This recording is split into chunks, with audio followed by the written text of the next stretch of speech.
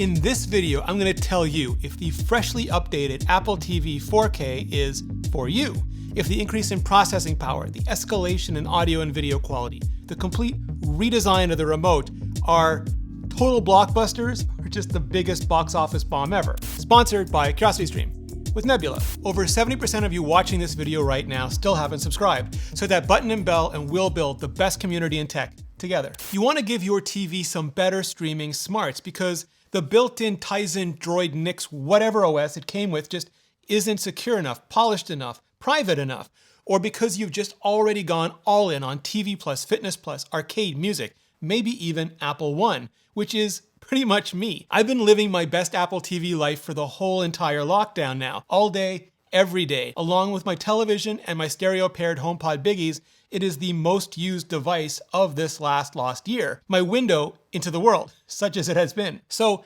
if you, like me, already have the previous generation Apple TV 4K, but you're thinking about updating, here's what you'll get. 4K HDR content in up to 60 frames per second, twice what the previous box was capable of. And that's thanks to Apple's A12 Bionic chipset, the same chipset that was in the iPhone XS. The previous Apple TV had an A10X as in extra cores chipset, the 2017 iPad Pro chipset, and even with that, it could only just barely handle 4K HDR 30. Please no compositing. The A12 is 2 generations more advanced when it comes to not just the cores, but also the additional accelerator blocks that Apple uses for things like video decode. So why not an A12X or A12Z just to keep up with the core count? My guess is because it would make an already expensive box just that much more expensive, and there's really nothing yet running on an Apple TV 4K that would really benefit from all those massive multiple more cores. What about high-end gaming? Well, Apple still hasn't shown any real public interest in that, and if and when they do, they'll likely need to field a box with way more than A12X or A12Z anyway, probably way more than A14 or M1 if they want to come even close to the graphical firepower in a PS5 or Xbox Series X. And whether or not that comes in the near or distant future, it absolutely isn't coming now. For this Apple TV, all Apple had to do was deliver 4K HDR 60, and they did, and well. So if you love that Hobbit look in theaters, you'll love the same look on your Apple TV at home.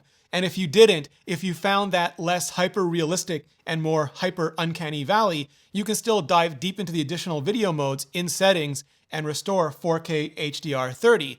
And then I'd say give high frame rate a solid week just to get used to it, especially if you're only ever been used to watching 30 frames per second. And then if you still hate it, go back to 30. Now, when it comes to storage, it's still 32 gigabytes for $179 and 64 gigabytes for $199. And I like to think of that as basically a giant cache pool because the Apple TV self-manages storage, trashing old, seldom accessed content for hot new content on the regular, re-downloading if and when it ever needs to. So if you have a low data speed or a low data cap, you can get more storage and just keep more content, especially more games, more movies live, and minimize any delays you might otherwise experience from re-downloading. But if you're living that speedy streaming life, then you might be perfectly fine with 32 gigabytes.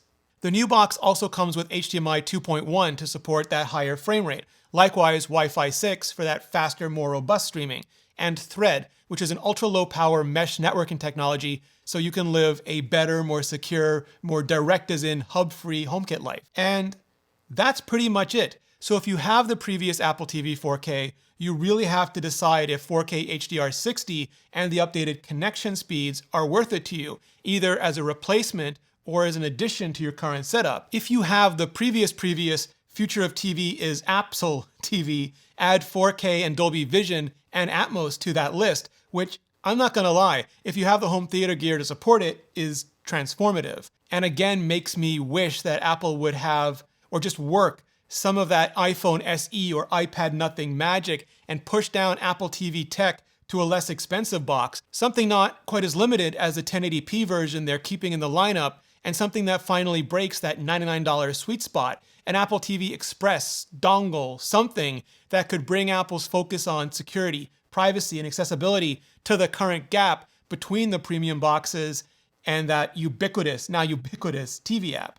Speaking of which, lead totally buried, Apple's also completely redesigned the Siri Remote, or Apple Remote as it's known to anyone outside Siri's current deployment, which I know everyone internationally just really truly wishes would be rolling out much further, much faster than it currently is. The new remote comes bundled with the new Apple TV 4K and the held over Apple TV HD, but you can also buy it separately and use it with the previous generation Apple TV 4K box as well. And honestly, depending on your level of frustration with the current remote and whether you can even enjoy 4K HDR60 to begin with, just the remote alone might be one hell of an upgrade for you. It looks like the second generation Apple TV remote, the 2010 aluminum stick that replaced the original white plastic remote, but it merges the D-pad on that remote with the touchpad of the last gen black remote. Because while the trackpad may have cracked the TV interface, it also showed the cracks of the tvOS ecosystem, namely the big video companies that just couldn't even be bothered to make and maintain a basic template cookie cutter Apple TV app, so just ported over their cross-platform GL apps, which not ever work right, like zoom across 3 tabs instead of stepping through one not work right. So now you can click to step precisely, and there is just no bad code in the universe that can stop you.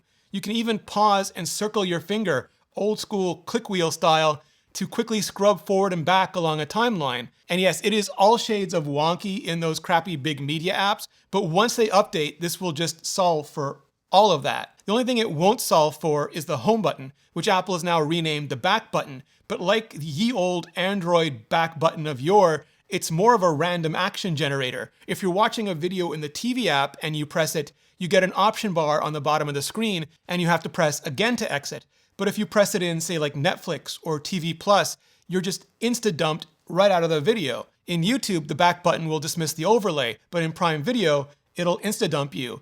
And when you can't predict something, it becomes super frustrating, and eventually you just give up on it. It's why consistency is such a massive user benefit, and why I hope Apple just decides to wield the power of the human interface guidelines to force some form of basic standardization on what is this most basic of controls. But other than that, the new remote is just all caps awesome. There's a mute button, which I use all the time for apps where the ads always play louder than the videos, because that's just the oldest of jerk moves in the business. And a new power button, which looks kinda itsy bitsy, even un-Apple-like, but comes in super handy, universal even, in our current multi-component, multi-home theater age. And it does take like about a day to get over old muscle memory, so you're not muting instead of pausing, or pausing instead of Siri-ing, but only really about a day, and then you're just flying.